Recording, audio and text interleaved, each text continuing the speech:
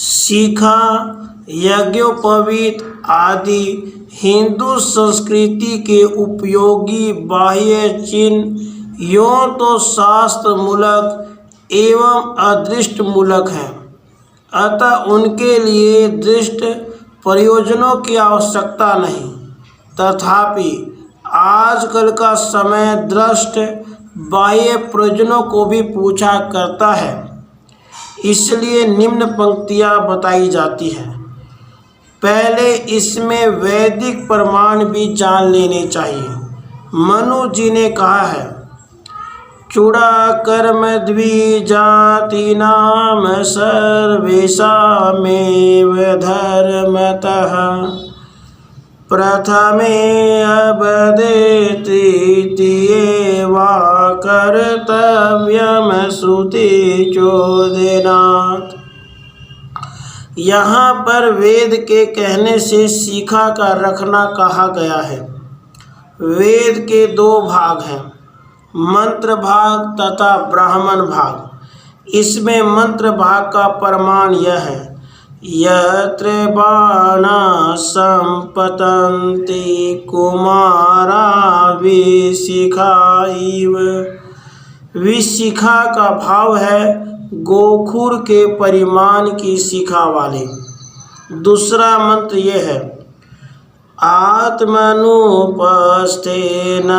वृकस्य लोम मुखे श्रोणेन व्याघ्रलोम केशान शीर्षन यशसे शिरयै शिखा सिंहस्य लोम त्विशिरेन्द्रियाणि।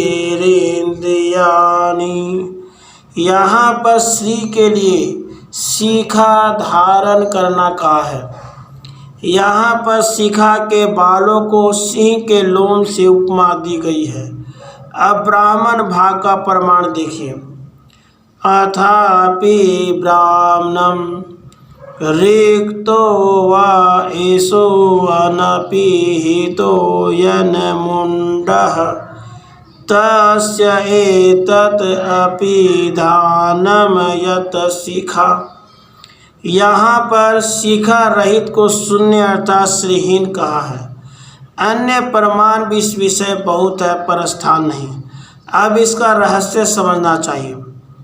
यजुर्वेदीय तैत्तिरीयोपनिषद के शिक्षा अध्याय नामक प्रथम वली के 6ठे अनुवाक की प्रथम कंडिका में कहा है, अंतरेण तालुके य एष स्तन इवावलम्बते सेन्द्रयोनिः यत्रासौ केशान्तो विवर्तते व्यपोहोय शीर्षक पाले।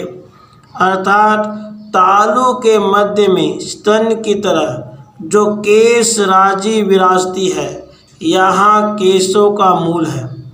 वहाँ सिर के कपाल का भेदन करके इंद्र योनि, इंद्र अर्थात परमात्मा की प्राप्ति का मार्ग सुषुम्ना नाड़ी है। योगी लोग सुषुम्ना नाड़ी को प्रबुद्ध करके उससे आत्म साक्षात्कार करते हैं। यह नाड़ी अपने मूल स्थान से होती हुई ललाट के मध्य में विचरती है। योगी लोग जिसे सुषुम्ना का मूल स्थान कहते हैं, वैद्य लोग उसे मस्तुलिंग कहते हैं।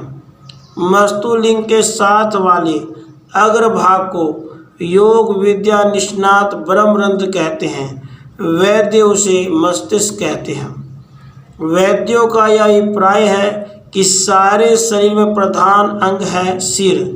सब शरीर में व्याप्त नाड़ियों का सिर से संबंध है। मनुष्य जीवन का केंद्र भी सिर ही है।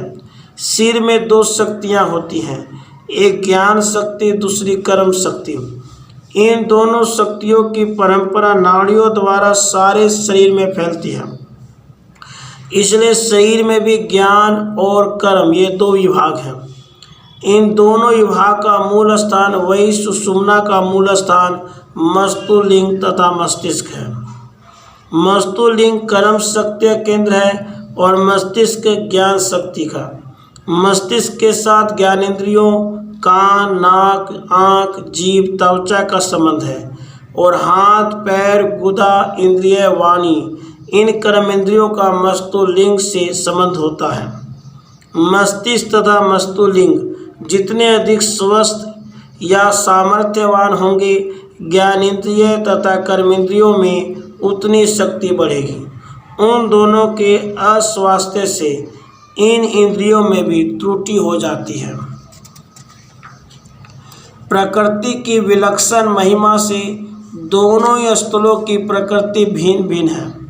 मस्तिष्क ठंडक चाहता है, मस्तुलिंग गर्मी। मस्तिष्क की ठंडक के लिए शोर बनवाया जाता है। तेल, फुलेल, जल, वायु आदि का सेवन करना पड़ता है। शिरोवेदना में तालू के बाल कटाने से वेदना शांत हो जाया करती है। अब रहा मस्तुलिंग का प्रश्न, उसमें कितनी गर्मी अपेक्षित है? गर्मी की न्यून अधिकता से नाड़ियों में प्रकोप हो सकता है, उसमें कई हानियां संभव है, अतः उसमें चाहिए मध्यम गर्मी। वह गर्मी कपड़े आदि से नहीं की जा सकती क्योंकि उनके गुण भिन्न भिन्न होते हैं, अतः उनसे पूर्ण लाभ संभव नहीं। यह बात भी निश्चित है कि जो वस्तु जिससे उत्पन्न होती है वही उसकी वास्तविक सहायक होती है। जैसे कि घड़ा मिट्टी से बनता है, उस घड़े के प्रत्येक अवयव की पूर्ति भी मिट्टी से ही हो सकती है, जल, अग्नि आदि से नहीं। मस्तुलिंग भी सिर का एक भाग है, उसकी रक्षा भी सिर से उत्पन्न पदार्थ से ही हो सकती है, टोपी से नहीं।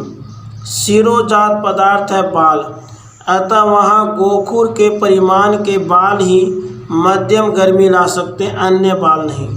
यह पहले ही कहा जा चुका है कि मस्तिष्क शैत्य चाहता है और मस्तुलिंग उष्णता। तो मस्तिष्क की शीतलता के लिए वहाँ के केश थोड़े चाहिए, पर मस्तुलिंग की उष्णता के लिए वहाँ घनीभूत केशों की आवश्यकता होती है। इस कारण मस्तुलिंग में सदा ही गहरे बाल रहे, अन्य केशों से उसकी विशेषता या उच्चता रहे, इसलिए उसका विशेष नाम भी शिखा रखा गया है। कर्म प्रवर्तक होने से उसका संबंध धर्म के साथ है।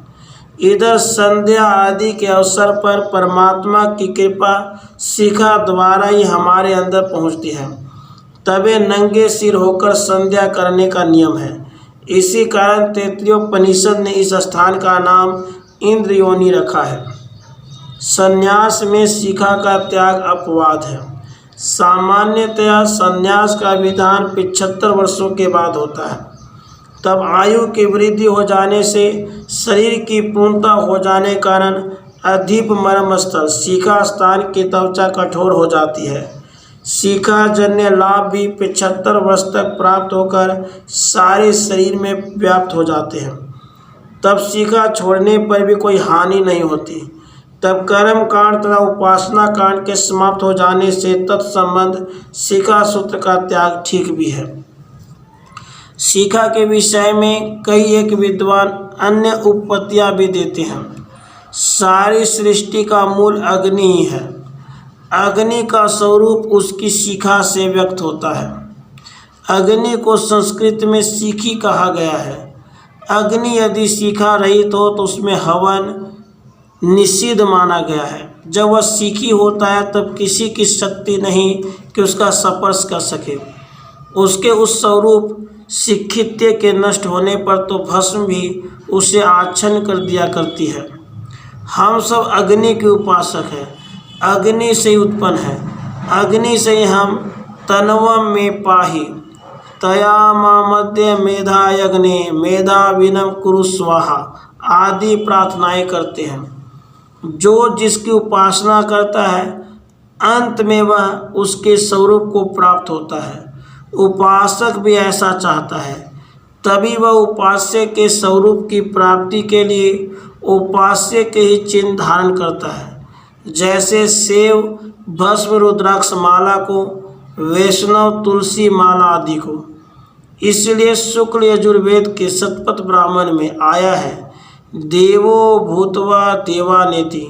इस प्रकार तीनों आश्रमों में अग्नि के उपासक हम लोग भी अग्नि का चिन्ह शिखा रखते हैं। संन्यास में अग्नि का त्याग होने से उसके चिन्ह शिखा का भी त्याग कहा है।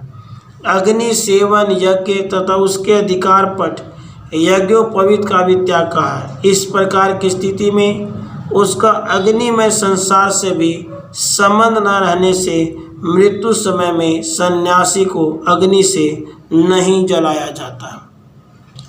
राधे कृष्ण राधे